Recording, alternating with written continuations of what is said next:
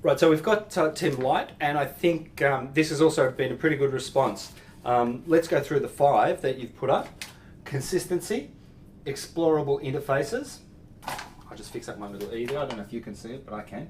Ergonomics, affordance and labelling are clear and culturally recognised, and the notion of play.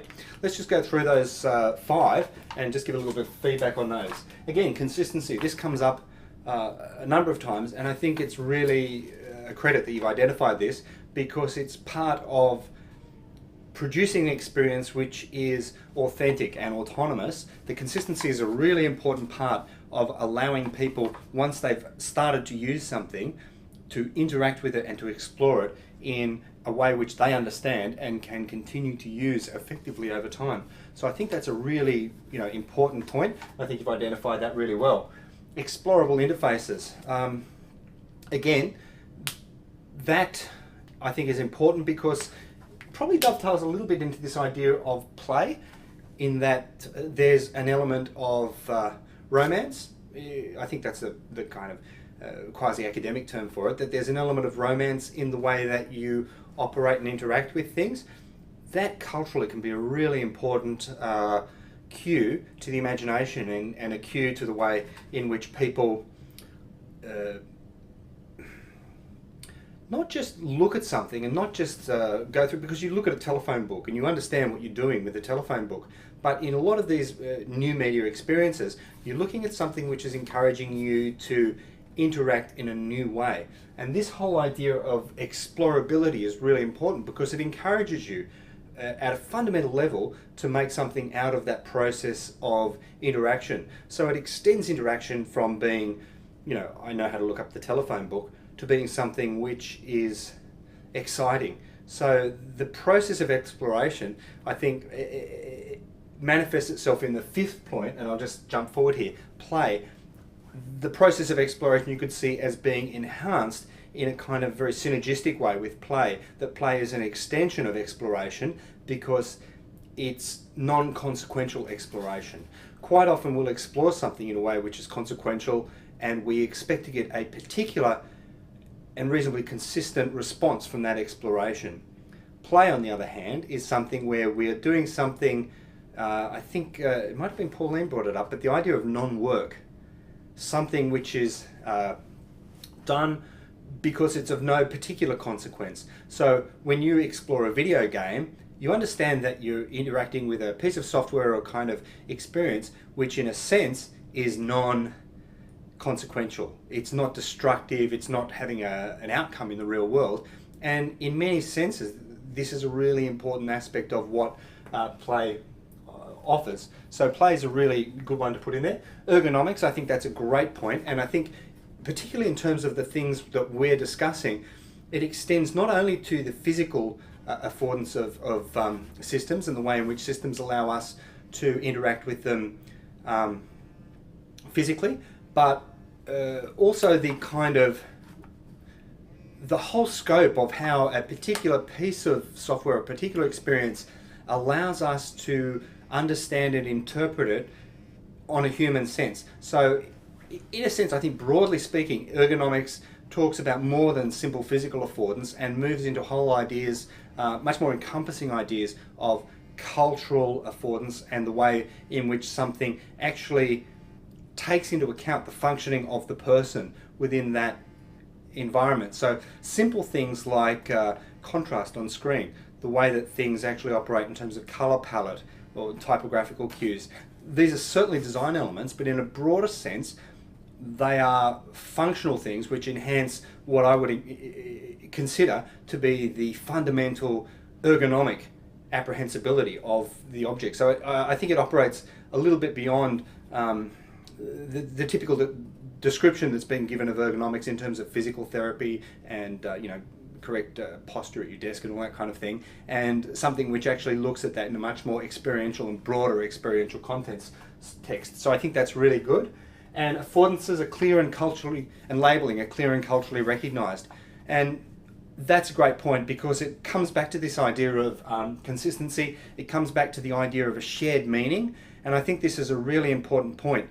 When you look at media theory and you go back the old theories of communication, you'd have this idea that there was a sender at one point and a receiver. This is really basic media theory, and the message travelled from one to the other. So there was this idea that, you know, communication was about a sender giving a message to a receiver. This was an encapsulation within a sign of that thing, and that there could be interference in this process. So clear communication was about establishing the same process here and here on receiving the message, that the sign was interpreted in the same way by both people with as little interference as possible. And this is really interesting because it's kind of classic, you know, 1930s, 1940s fundamental media theory, but it comes back to what we're talking about in a really fundamental way, because what we're talking about with the interactive experience is something which the intention or the scope of this sender's process is understood and transferred to the user. We'll change receiver and we'll actually put user here. So we could call this author. The author and the user are kind of operating from the same place, and so it's about an alignment that the sign, or the way in which the signification of what we're encapsulating, the messages, the encodings, the language, the hierarchies, that these things are as transmissible as possible, that the message is consistent and true, it stays the same through that process, and that there is as little interference as possible. And so in some ways it's a kind of interesting functional crossover with what we've been talking about in the course, because this is really looking at a kind of broadcasting model, or a, you know, even a speech model in linguistics, where you speak to someone, the idea that you have is a word, and you hope that they interpret the word in the same way, that the word's audible, that there's as little interference as possible, so that there's an alignment of your meaning, your intent with speaking, and the person who hears it, their reception of that.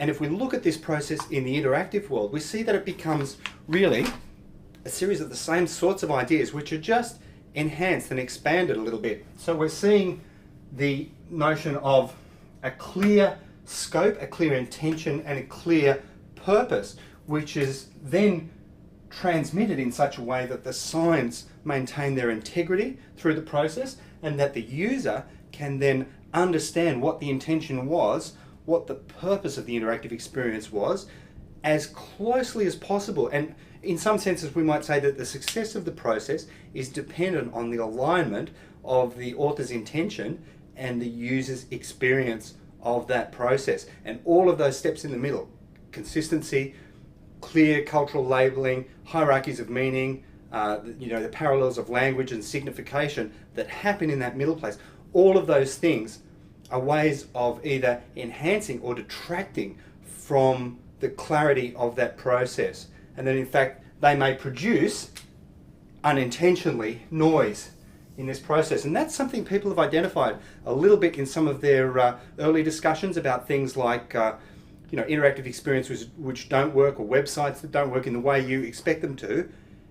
You can think about some of these things as being poor interpretations of scope, poor labeling, poor affordance, poor hierarchies, poor response to the user. And when these things fall back, and these are all the things that you guys have identified in this early process, in this first exercise, when those things don't go the way you expect them to, then you get an experience where you say, this isn't happening in the way I expect it should. The intention of the author is either not apparent, or it's misguided in some way, so that, you know, it doesn't work, and you become frustrated with the experience. So I think some of these early communication models, while they're very stiff and they're kind of almost functionally based on linguistic or paralinguistic systems about speech, about signs, about messaging, they become useful as ways of structurally analysing some of the relationships between these principles which we've identified, and the way that those things might work in the real world. So